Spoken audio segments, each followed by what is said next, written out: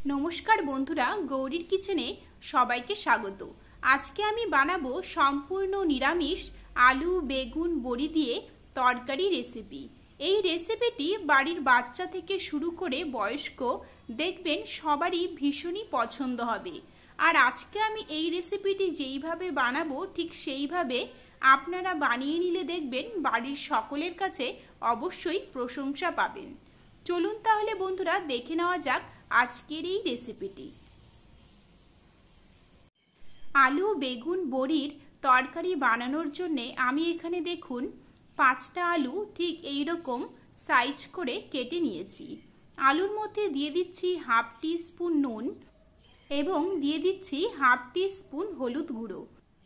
এবারে অন্যদিকে দেখুন একটা বড় সাইজের বেগুন ঠিক এই রকম করে ছোট ছোট টুকরো করে কেটে নিয়েছি। এবারে এর মধ্যে দিয়ে দেব হাফ টি স্পুন নুন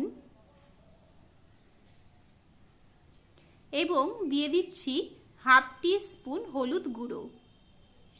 নুন ও হলুদ দিয়ে ভালোভাবে মেখে নিয়ে 2 মিনিটের জন্য ঢেকে রাখবো। অন্যদিকে কড়াইয়ের মধ্যে দিয়ে দিলাম 1 টেবিল স্পুন তেল। তেলটা দেখুন গরম হয়ে গিয়েছে, নেড়ে চেড়ে নিয়ে এবারে নুন ও হলুদ দিয়ে ম্যারিনেট করে রাখা বেগুনগুলো ছেড়ে দিলাম। বেগুনগুলোকে আমরা গ্যাসের ফ্লেমটা মিডিয়ামে রেখে হালকা ব্রাউন কালার করে ভেজে নেব। অবশ্যই কিন্তু গ্যাসের ফ্লেমটা মিডিয়ামে রাখতে হবে, কারণ কম ফ্লেমে রান্না করতে গেলে বেগুনগুলো একদম গলে যাবে। আবার এর থেকে বেশি ফ্লেমে রান্না করতে গেলে বেগুনগুলো কিন্তু পুড়ে যেতে পারে। তাই মিডিয়াম ফ্লেমে রেখে কন্টিনিউয়াসলি নেড়ে যেতে যেতে বেগুনগুলো ভেজে নিতে হবে। 5 মিনিট পরে ফিরে এলাম। দেখুন বন্ধুরা বেগুনগুলো ভাজা হয়ে গিয়েছে। ঠিক এই রকম কালার আসা অবধি বেগুনগুলো ভেজে নিতে হবে। বেগুনগুলোকে নামিয়ে নিয়ে একই কড়াইয়ের মধ্যে দিয়ে দিলাম আরও 1 টেবিল স্পুন তেল। দিয়ে দিচ্ছি একটা তেজপাতা এবং একটা শুকনো লঙ্কা ফোড়ন। এগুলোকে কয়েক সেকেন্ডের জন্য নেড়ে চেড়ে দিয়ে দিলাম হাফ টি স্পুন গোটা জিরে। জিরেগুলো দেখুন ফুটে উঠেছে। এবারে নুন ও হলুদ দিয়ে ম্যারিনেট করে রাখা আলুগুলো দিয়ে দিলাম। এই সময়ে আমরা গ্যাসের ফ্লেমটা একদম লো করে দেব এবং আলুগুলোকে নেড়ে চেড়ে নিয়ে মিশিয়ে নেব এবং অবশ্যই ঢেকে রেখে 5 মিনিটের জন্য রান্না করে নেব। ঢেকে রেখে রান্না করলে দেখবেন আলুটা 50% সেদ্ধ হয়ে যাবে এবং তার সাথে সাথে ভাজাও হয়ে আসবে। আরও 5 মিনিট পরে ফিরে এলাম। দেখুন বন্ধুরা আলুগুলোর হালকা হালকা কালার চলে এসেছে। ঠিক এই রকম পর্যায়ে অবধি আলুগুলোকে ভেজে নিতে হবে। কয়েকবার নেড়ে চেড়ে নিলাম। এবার এর মধ্যে দিয়ে দিচ্ছি হাফ ইঞ্চি আদা পেস্ট। আদাটাকে আলুর সাথে নেড়ে চেড়ে নিয়ে 2 মিনিটের জন্য ভেজে নেব, যাতে আদার কোনো রকম কাঁচা গন্ধ না থাকে। আর আলুর সাথে এইভাবে আদাটাকে ভেজে নিলে আলুর মধ্যে আদার ফ্লেভারটা খুব ভালোভাবে ঢুকে যায়। এর মধ্যে দিয়ে দিচ্ছি 3টে কাঁচা লঙ্কা। কাঁচা লঙ্কাগুলোকেও নেড়ে চেড়ে নিয়ে ভেজে নেব এবং 2 মিনিট পরে আবার ফিরে আসছি। 2 মিনিট পরে ফিরে এলাম। দেখুন বন্ধুরা আদা লঙ্কা ভাজা ভাজা হয়ে এসেছে। এবারে কয়েকবার নেড়ে চেড়ে নিয়ে গুঁড়ো মশলাগুলো আমরা এর মধ্যে দিয়ে দেব।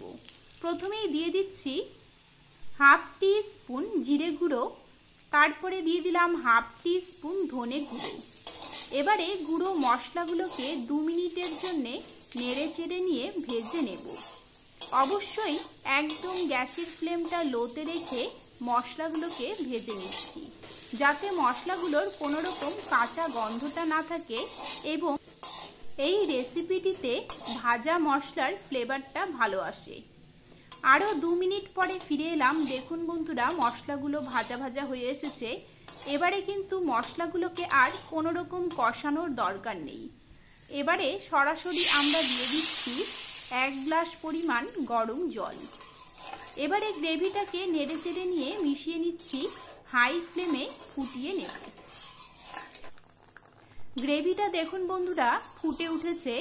এবং আলুগুলো কিন্তু 100% সেদ্ধ হয়ে গিয়েছে। কয়েকবার নেড়ে চেড়ে নিয়ে মিশিয়ে নিচ্ছি। দিয়ে দিচ্ছি হাফ টিস্পুন নুন। নুনটাকে নেড়ে চেড়ে নিয়ে মিশিয়ে নিলাম। নুনটা অবশ্যই আপনাদের স্বাদ মতো দেবেন। এবারে যে বেগুনগুলো ভেজে রেখেছিলাম সেই বেগুনগুলো এর মধ্যে দিয়ে দিলাম। অন্যদিকে কড়াইয়ের মধ্যে দেখুন তেল দিয়ে দিয়েছি। তেলটা প্রথমে ভালোভাবে গরম করে গ্যাসের ফ্লেমটা একদম লোতে রাখবো। এর মধ্যে দিয়ে দিলাম 100 গ্রাম বড়ি। বড়িগুলোকে আমি ব্রাউন কালার করে ভেজে নেব। তবে খুব বেশি ভাজার দরকার নেই। গরম তেলে 1 মিনিটের জন্যে ভেজে নিলেই বড়ি কিন্তু ভাজা হয়ে যায়। এবারে ভেজে রাখা বড়িগুলো দিয়ে দিলাম তরকারির মধ্যে। সব কিছুকে এবারে নেড়ে চেড়ে নিয়ে মিশিয়ে নিচ্ছি। এই সময় গ্রেভির ঝোলটা অবশ্যই কিন্তু বুঝে দিতে হবে, কারণ বড়িটা কিন্তু অনেকটা ঝোল টেনে নেয়। আপনারা যদি একদম মাখো মাখো খেতে চান তাহলে আমার মতন 1 গ্লাস গরম জল দিতে পারেন। যদি আপনারা বেশি ঝোল ঝোল খেতে পছন্দ করেন তাহলে 1 গ্লাসের বেশি অর্থাৎ 2 গ্লাস পরিমাণ মতো ঝোল দিতে পারেন। গ্রেভিটা দেখুন ফুটে উঠেছে। এই সময় কিন্তু খুব বেশি ফোটানোর দরকার নেই, কারণ আমাদের আলু বেগুন সবই কিন্তু সেদ্ধ হয়ে গেছে। এবারে কয়েকবার নেড়ে চেড়ে নিয়ে গ্যাসের ফ্লেমটা একদম লোতে রেখে দিয়ে দেব 1 টিস্পুন ঘি। বাঙালিদের নিরামিষ রেসিপিতে 1 চামচ ঘি না দিলে কোথায় যেন অসম্পূর্ণ মনে হয়, তাই দিয়ে দিলাম 1 চামচ ঘি। আর দিয়ে দিচ্ছি খুবই সামান্য পরিমাণে চিনি। বাঙালিদের কথাই আছে নুন চিনি দিয়ে রান্না করা, তাই আমি নিরামিষ রেসিপিতে সামান্য পরিমাণে চিনি দিয়ে দিলাম। তাহলে কিন্তু টেস্টটা ভীষণই ভালো আসে। তবে আপনারা ঘি আর চিনিটা পছন্দ না করলে নাও দিতে পারেন। একদম কমপ্লিট হয়ে গিয়েছে আমার এই সম্পূর্ণ নিরামিষ আলু বেগুন বড়ি দিয়ে তরকারি রেসিপিটি। তাহলে বন্ধুরা আজকের এই রেসিপিটি আপনাদের কেমন লেগেছে আমাকে অবশ্যই কমেন্ট করে জানাবেন। ভালো লাগলে আমার চ্যানেলটিকে সাবস্ক্রাইব করে নেবেন, লাইক ও শেয়ার করবেন। এরকমই আরও অনেক রেসিপি আমার চ্যানেলে রয়েছে, যেগুলো লিঙ্ক ডেসক্রিপশন বক্সে দেওয়া আছে, অথবা আপনারা আমার চ্যানেল ভিজিট করলেও দেখতে পারবেন। তাহলে বন্ধুরা আজকের মতো এখানেই শেষ করছি। দেখা হবে নেক্সট রেসিপি নিয়ে। ভালো থাকবেন, ভালো রাখবেন, ভালো ভালো খাবেন। নমস্কার।